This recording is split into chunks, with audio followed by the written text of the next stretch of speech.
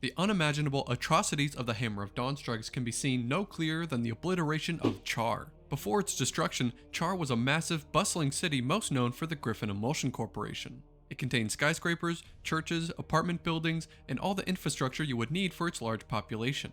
However, 1 year into the Locust War, Chairman Prescott and the COG decided to initiate the strikes to deny the Locusts their human resources, with Char being one of the key targets. As the orbital laser ripped apart the city, the buildings collapsed, the ground crumbled below them, and almost everyone inside the city was burned. Due to the intense heat and fires from the hammer, many of the inhabitants had turned into ash statues, snapshots of their final moments before their horrific demise. The survivors chose to avoid their ash remains, respecting each and every one as a grave of the fallen individual. As you could expect, the stranded of Char would hold a deep resentment towards the COG, as the mass graves were a daily reminder of what they did to the world. The CEO of Griffin Emulsion Corporation, Aaron Griffin, was one of the survivors and would go on to lead the stranded inside Char, headquartering at the top of Griffin Tower. They continued to mine and pump emulsion, which let them fuel their settlement and use it as a trading commodity with other camps. They used cable cars to travel from skyscraper to skyscraper, an effective way to avoid the Locust and eventually the Lambent. Because of their close ties with emulsion,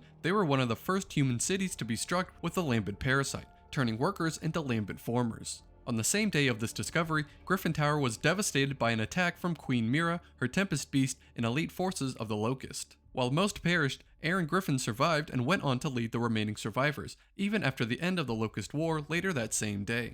It was here before you destroyed Char and it's still standing now. And so am I.